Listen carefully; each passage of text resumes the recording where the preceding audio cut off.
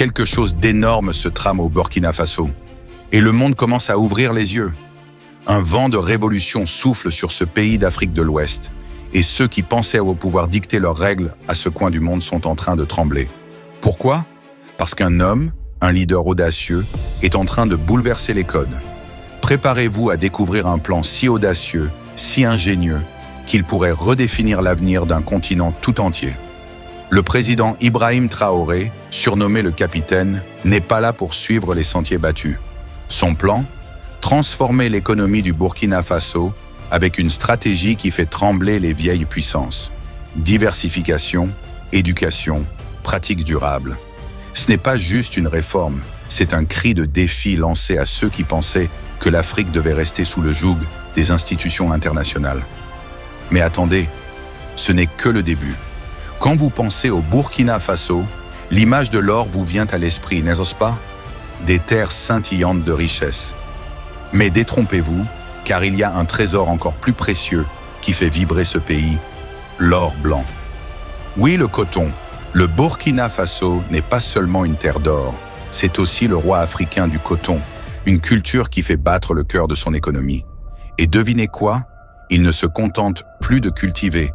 Ils passent à la vitesse supérieure avec un projet qui va changer la donne. Le raffinage de l'or et une révolution dans la production de coton. Mais comment?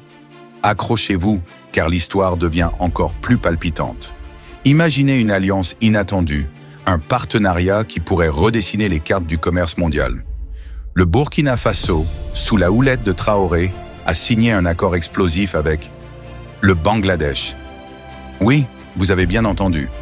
Le Bangladesh, géant du textile, deuxième importateur mondial de coton après la Chine, a jeté son dévolu sur le coton burkinabé. Mais ce n'est pas un simple contrat commercial, c'est une stratégie magistrale d'approvisionnement direct. Oubliez les intermédiaires, les grossistes, les complications. Ce deal coupe court à tout ça et ça change tout. Pourquoi cet accord fait-il autant de bruit? Parce que le Bangladesh, avec ses 45 milliards de dollars de revenus textiles, soit 84% de ses exportations nationales, a besoin de coton fiable, abordable et durable. Et qui est en train de devenir leur fournisseur star? L'Afrique de l'Ouest, avec le Burkina Faso en tête de peloton. En juillet 2024, le Burkina a pulvérisé les records avec 427 000 dollars de vente de coton au Bangladesh, en un seul mois. Et ce n'est que le début. Le pays vise une production colossale de 598 250 tonnes de coton pour la saison 2024-2025. Une hausse de 55% soutenue par 11 milliards de francs CFA de subventions gouvernementales. Mais attendez, il y a plus. Cet accord n'est pas seulement une question de chiffres. Il s'agit de bâtir des ponts, de tisser des liens solides entre deux nations.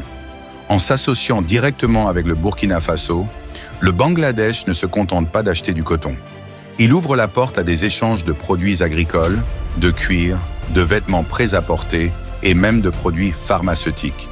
Ce deal, scellé par le major général Aboul Hasnat Mohamed Kai Bachar et le président Traoré en juillet 2025, est un coup de maître qui pourrait transformer des secteurs entiers au Burkina Faso. Routes, santé, sécurité, tout est sur la table. Mais pourquoi le coton? Parce que ce n'est pas juste une plante. C'est l'or blanc qui fait vivre des millions de Burkinabés. Ce secteur emploie des centaines de milliers de personnes, représente 35% du PIB et 60% des revenus en devises étrangères. C'est le moteur du développement, le pouls de l'économie. Et pourtant, le chemin n'a pas été facile. Ces dernières années, le Burkina Faso a dû affronter des sécheresses, des inondations et les caprices du climat. Mais le capitaine ne baisse pas les bras. Avec des investissements massifs dans l'irrigation, des barrages flambant neufs et une agriculture mécanisée portée par la jeunesse, il est en train de transformer ces défis en opportunités. Et voici le twist. Ce n'est pas seulement une victoire pour le Burkina Faso, c'est un signal fort pour toute l'Afrique. En contournant les intermédiaires, le Burkina Faso et le Bangladesh montrent au monde qu'un commerce équitable, direct et gagnant-gagnant est possible. Moins de coûts, plus de qualité, des relations plus solides. Ce modèle pourrait-il inspirer d'autres nations? Mais ce n'est pas tout. Le Burkina Faso ne se repose pas sur ses lauriers. Pendant que le monde regarde, le capitaine Traoré orchestre une revitalisation agricole qui va bien au-delà du coton. Autosuffisance alimentaire, modernisation des pratiques, infrastructure dernier cri, il voit grand.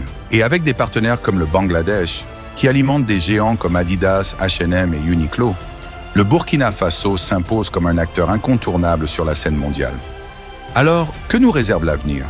Une chose est sûre, sous la direction d'Ibrahim Traoré, le Burkina Faso n'est plus seulement un pays.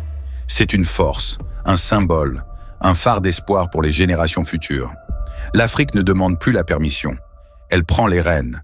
Et si vous pensez que cette histoire est terminée, détrompez-vous. Ce n'est que le début.